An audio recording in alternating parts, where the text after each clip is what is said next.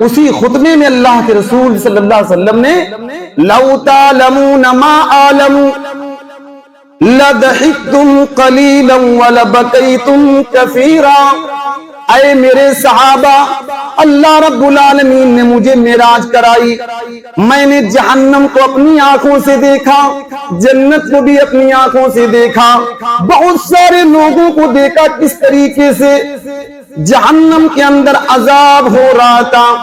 اے میرے صحابہ، کاش کہ تم وہ جان لیتے، وہ منظر جان لیتے جو میں جانتا ہوں، تم ہنسنا چھوڑ دیتے.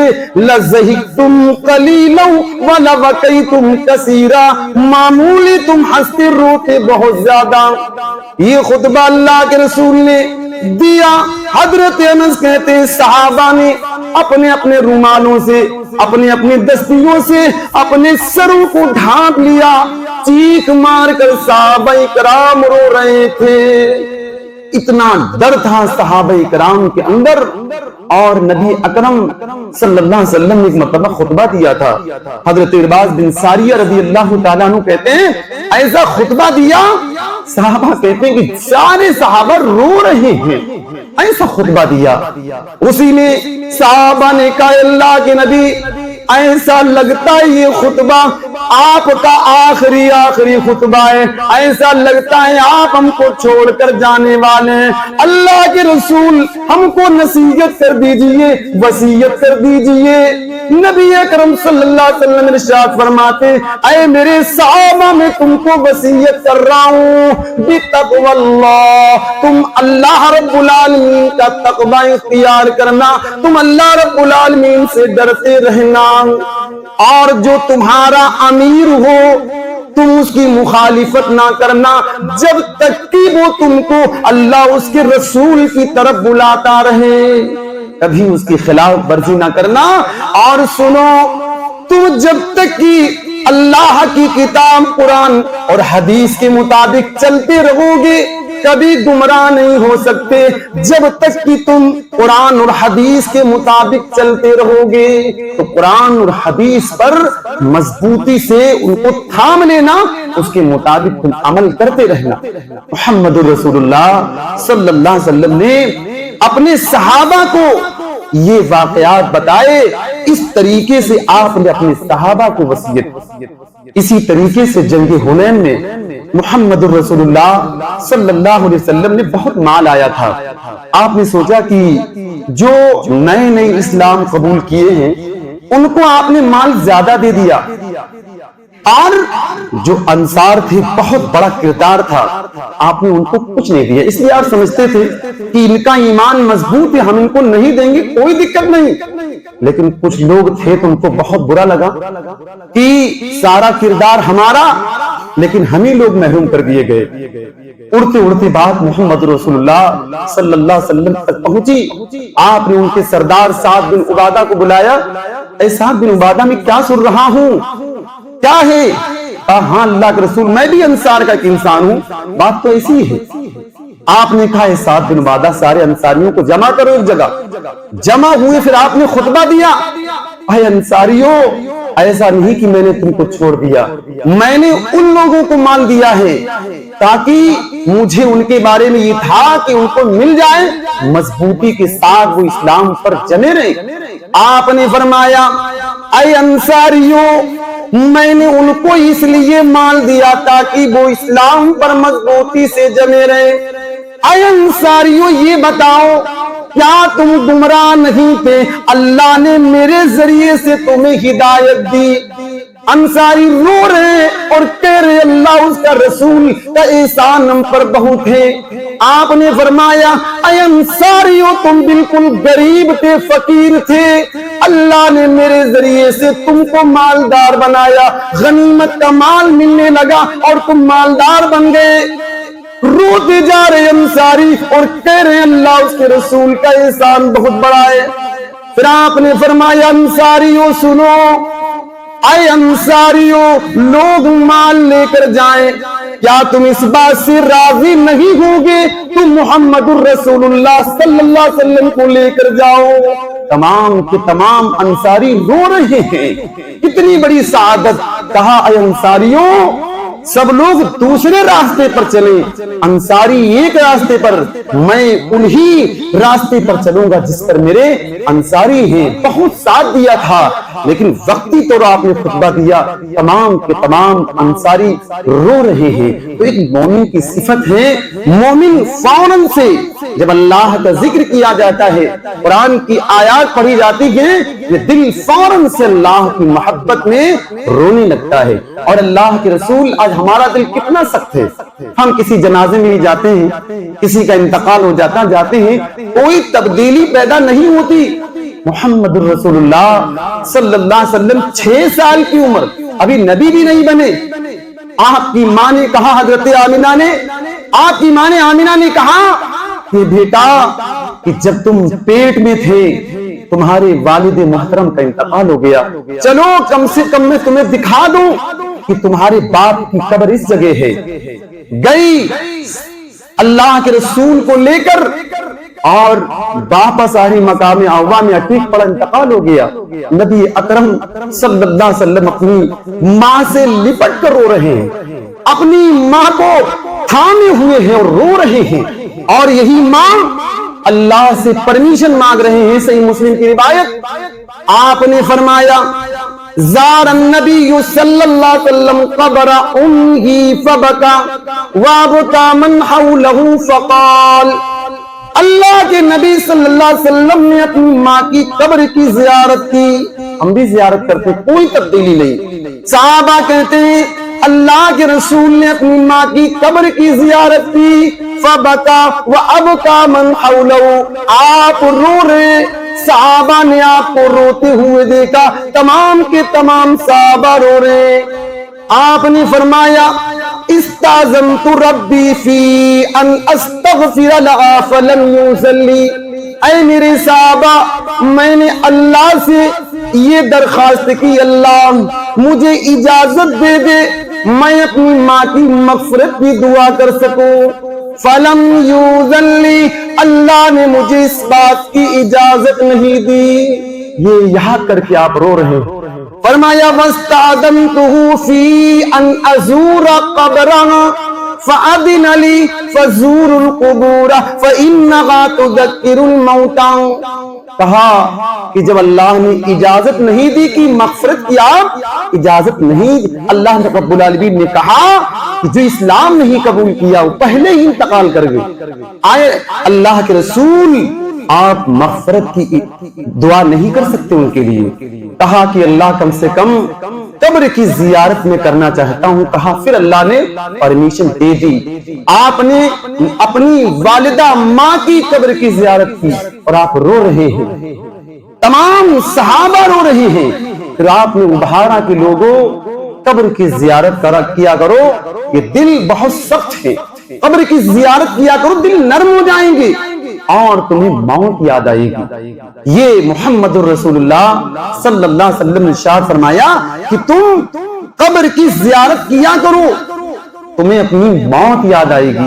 आज इंसान को सही मानों में मौत याद आ जाए, इंसान गुनाह नहीं कर सकता, इंसान अल्लाह रब्बुल आलमीन से बगावत नहीं कर सकता अगर सही मानों में वो अपनी मौत को याद कर ले, एक मुसलमान, एक मोमिन। इसी तरीके से हम और आप कुरान करीम की तिलावत करते हैं, कोई असर नहीं होता।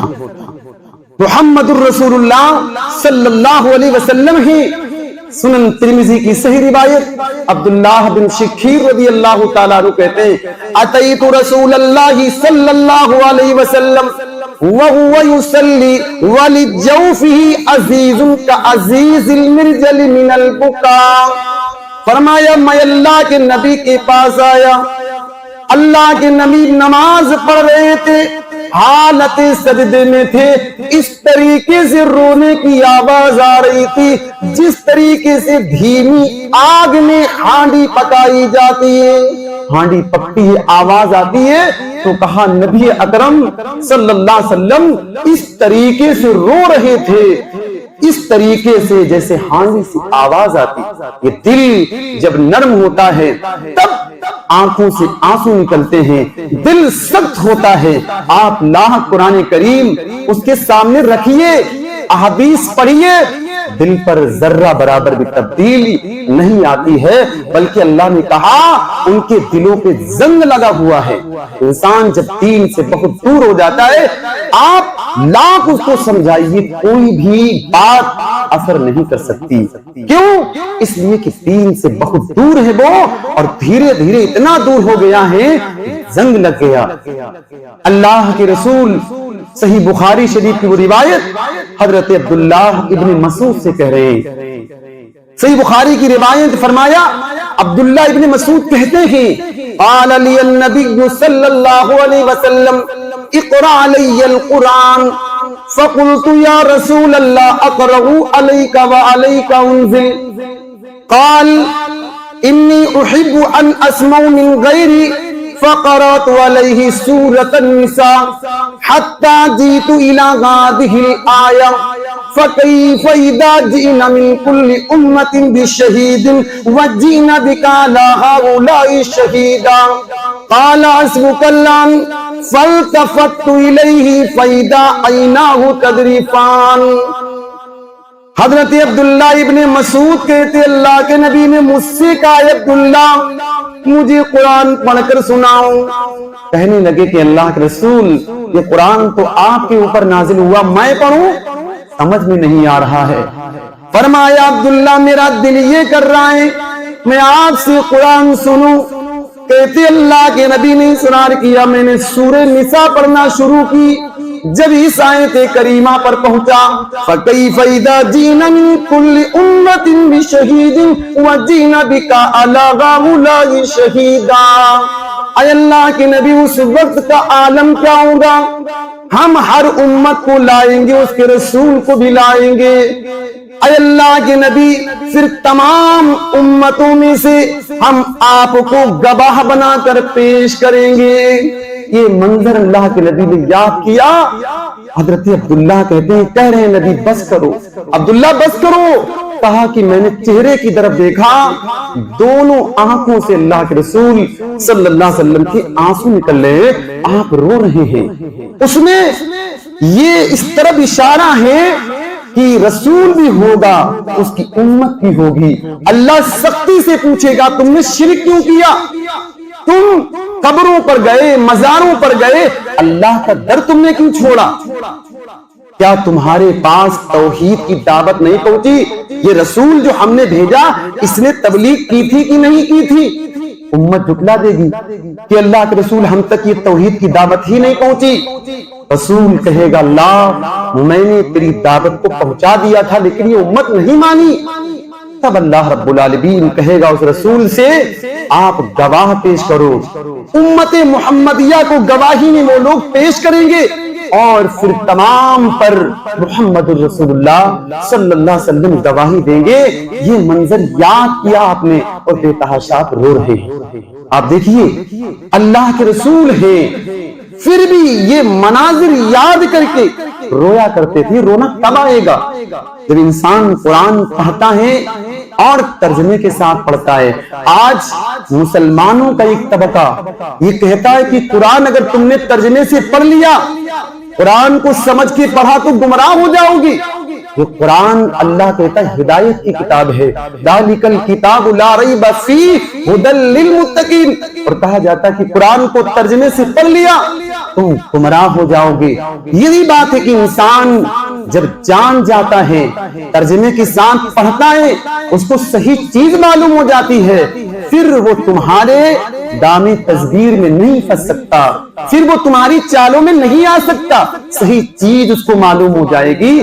تو ہم مسلمانوں کا ایک طبقہ لوگوں کو روکتا ہے کہ قرآن مت پڑھو۔ بھائیو یہ قرآن اللہ کہہ رہا ہے ہم آج بہت دوری بنائے ہوئے ہیں۔ آپ ہم میں سے ہر ایک آدمی اپنے گریبان میں جھانکے کہ قرآن کریم سے اس کا تعلق کتنا مضبوط ہے۔ ہر آدمی سمجھ جائے گا کہ قرآن کریم کوئی جمعہ پڑھتا ہوگا. بہت سے ایسے لوگ ہوں گے رمضان ہی تو رمضان چلتا ہے. بھائیو یہ کتاب ہماری زندگی قرآن کے مطابق ہونا چاہیے. کہ مسلمان دن کا آغاز کرے تو قرآن کریم کی تلاوت سے اس کو نماز پڑھے پھر قرآن کریم کی تلاوت کرے. ورنہ یہی ہوگا رسول اللہ سے شکایت کریں گے. آپ غور کیجئے شکایت کرنے والا کون؟ رسول. وقال الرسول یا ربی ان قوم اتخذوا هذا القرآن مہجورا. رسول کہیں گے اللہ میری اس امت نے قرآن کریم کو چھوڑ دیا تھا، یہ پڑھتی بھی نہیں تھی اور اس کے مطابق عمل بھی نہیں کرتی تھی. میری یہ امت اور رسول اس طریقے سے شکایت کریں گے. سوچئے ہمارا اور آپ کا کیا ہوگا؟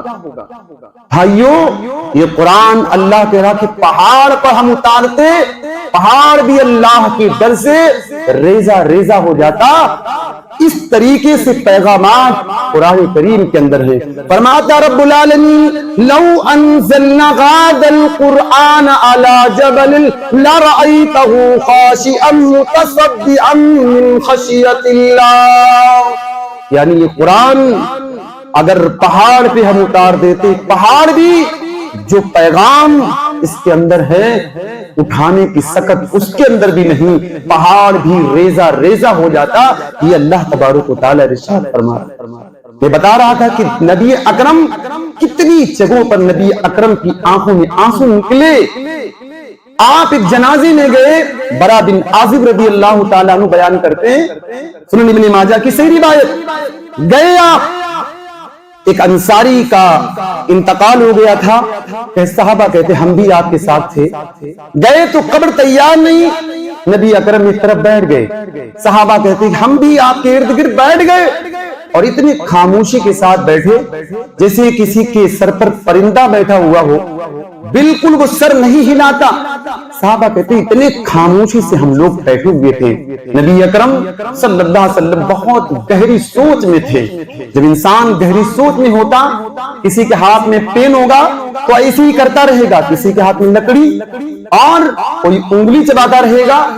بہت گہری فکر میں، آپ کے ہاتھ میں ایک لکڑی ہے، زمین کرید رہے ہیں. صحابہ کہتے ہیں اچانک اللہ کے رسول رونے لگتے ہیں. صحابہ نے دیکھا آپ کو روتے ہوئے، تمام صحابہ رونے لگے. اس کے بعد فرمایا کہ میرے صحابہ لمثل ھذا فعدتوا، اے میرے صحابہ یہاں آنے کی تیاری کرو.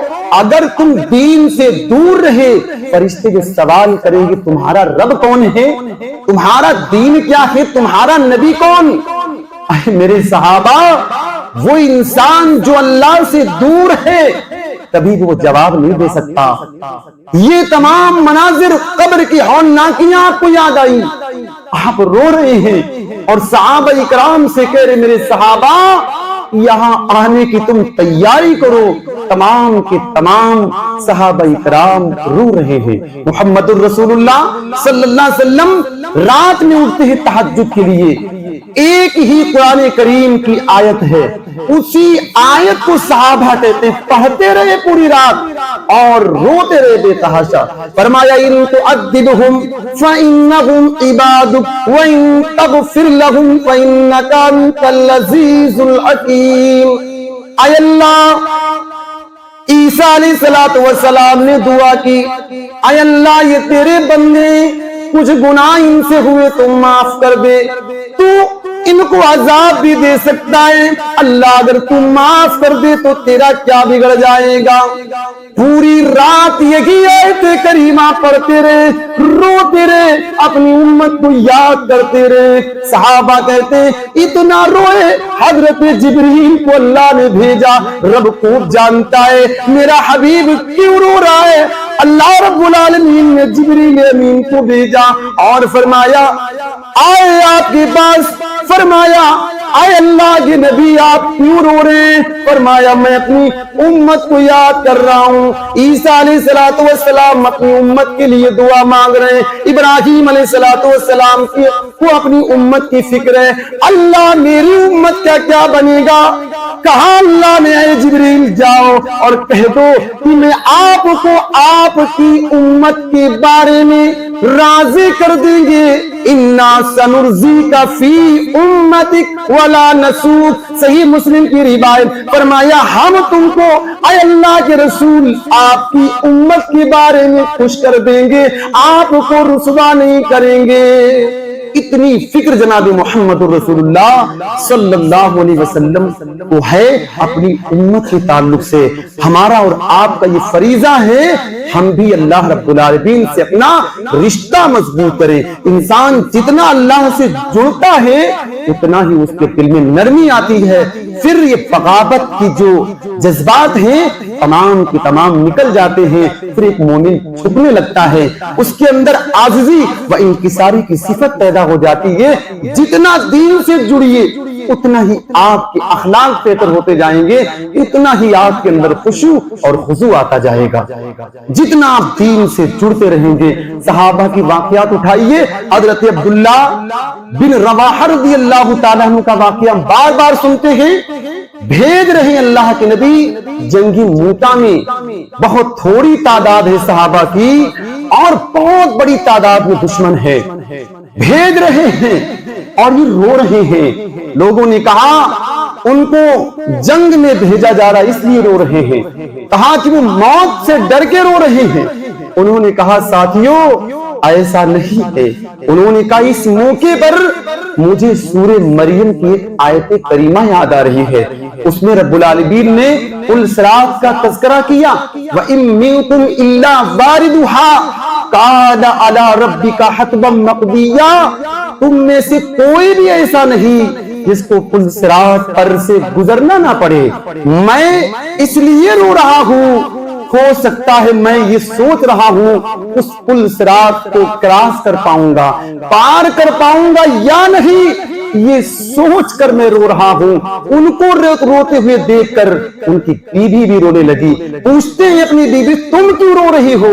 کہا مجھے نہیں معلوم، لیکن اے میرے شوہر آپ رو رہے ہیں، آپ کو روتا ہوا دیکھ کر میں رو رہی ہوں۔ حضرت عثمان رضی اللہ تعالیٰ عنہ کا واقعہ بار بار سنتے ہیں، صحابہ کے واقعات، قبر پر کھڑے ہوتے لوگ کہتے آپ جنت جہنم تمام چیزوں کا تذکرہ، آپ اتنا نہیں روتے، لیکن جب قبر پر کھڑے ہوتے حضرت عثمان غنی رضی اللہ تعالیٰ عنہ بے تحاشا روتے، اتنا روتے کہ داڑھی بھیگ جاتی، آنسوؤں سے زمین جہاں بیٹھے رہتے زمین تر ہو جاتی۔ تو کہا تھا انہوں نے، میں نے نبی اکرم صلی اللہ علیہ وسلم سے سنا ہے، ان القبر اول منزل من منازل الاخرہ فان نجا منه فما بعده ایسر منه۔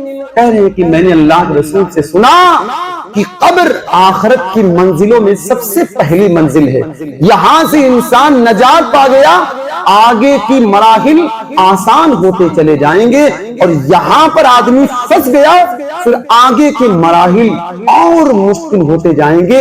اس لیے میں تمام چیزیں یاد کر کے رو رہا ہوں۔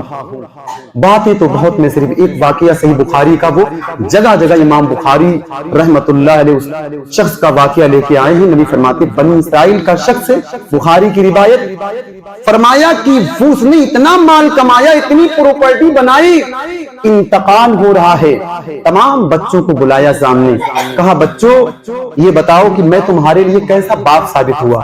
بچے بہت تعریف کر رہے ہیں، آپ صرف دولت اکٹھا کر دیجئے، حرام کی ہو، فراڈ کی ہو، چوری کی جیسی ہو، دولت ہونا چاہیے، آپ نے اسی پر خوش۔ کہا ابا اتنی پراپرٹی، ایسا باپ کس کا ہوگا؟ کہا کہ بچوں میں نے زندگی میں کوئی نیکی نہیں کی، مجھے اتنا ڈر لگ رہا ہے اللہ میرے ساتھ کیا کرے گا۔ اے میرے بچوں جب میرا انتقال ہو جائے تم میری لاش کو جلا دینا، تیز ہوا چلے آندھی چلے اس میں اڑا دینا، باقی لاش کو سمندر میں، راکھ جو بچے سمندر میں ڈال دینا، مجھے اتنا ڈر لگ رہا ہے کہ اللہ زندہ کرے گا میں کیا جواب دوں گا۔ بچوں نے ویسے ہی جیسے وصیت کی بچوں نے ویسے ہی کیا۔